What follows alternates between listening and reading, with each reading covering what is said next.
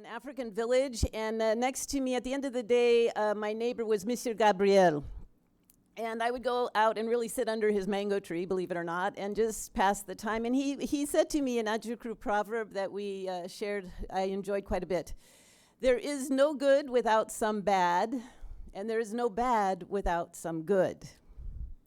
And so as we work in trauma healing, it's a huge harvest field. There's lots of thorns and thistles, but let's just step away from that for a moment and see what God has done through this last 12 months through us as a community of practice. This is beyond what any of us could have done on our own. This is the activities map. I have the one printed out here from last year, 2018, and you will see quite a significant number of additions, dots on this map. I showed it to a group recently, and they said, there's a big dark space there where China is. And so that is an area where there's not much presence, but you see the presence growing in Latin America, in the US, and in different places.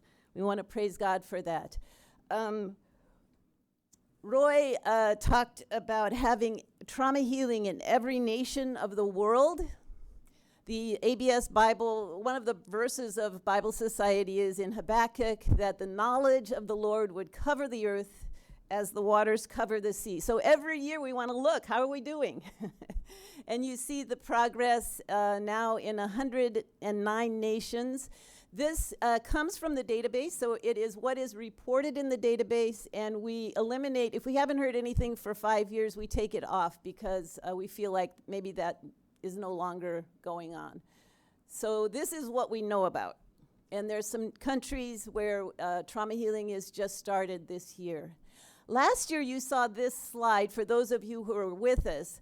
We're not just interested in going into as many countries as we can, as fast as we can. We are interested in really establishing trauma healing that can exist and bear fruit on its own. So we've made 3 rough categories of seedlings. That's where we just started. There's something that actually happened in a country, and there's a plan for, next steps.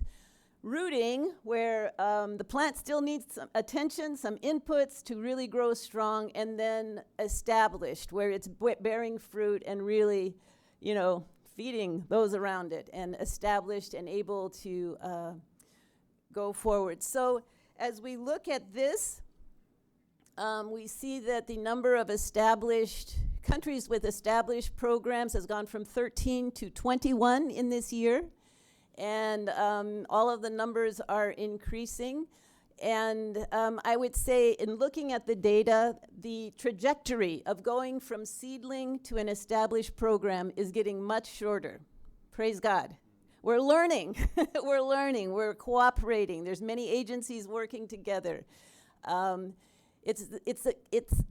Seedlings are great, but if you're not going to really water them and care for them, it's a little bit of a wasted effort. So we're learning more how to do this. We also had a growth in the number of facilitators by about 4,000 this year. The time before it was about 2,500 new facilitators. So you see this multiplication thing happening. And it's really... we prayed for laborers in the harvest field, and you see that God is bringing them through your efforts and the efforts of many who are not present here or listening. In terms of facilitators, the classic facilitators are now about 11,000, up quite significantly. I want to point out for the children's facilitators, look at that leap. I want to give a round of applause for Margie. Really put in the time, and all of you who are working in children's trauma healing. The story-based has not had that kind of growth. And again, with the children's there are 13 teen facilitators now with that new curriculum coming out for that incredibly important population. Master facilitators continue to grow about 50 per year. And then this is where we see the classic program is growing the most, but the children's is now really taking a little bit more of an incline as well. So that's wonderful. Look at the kinds of sessions: convening, equipping, and healing. Look at that healing number. Healing groups. Yeah. And that's one of the places where the rubber meets the road. That's where the ministry is focused, and everything else is looking towards that. The languages is not quite as encouraging. We had not as much development in the translation and number of languages with materials and new products being translated. And we could ask ourselves why, because there may be something that we should look at there. This is pretty much, there was a huge leap in publications, in translations from 2017 to 2018, but between these 2 years, not much, and why we need to look at that, I think. And this is the kinds of products, again, I want to point out the audio programs where we have the trauma healing on 30-minute programs that can be broadcast on the radio or on other devices is growing significantly, 25% growth, and thanks to Debbie Wolcott and her team for their, when you hear her stories, it's not easy. And then on this slide as well, we have TV programs, 2 of them now, and the teen program.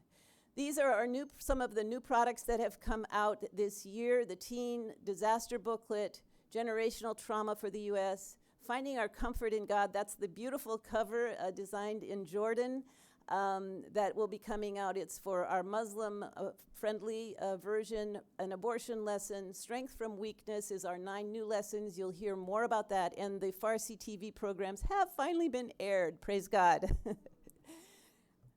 We heard this verse already once today. Those who wept as they went out, carrying the seed, will come back singing for joy as they bring in the harvest. Thank you.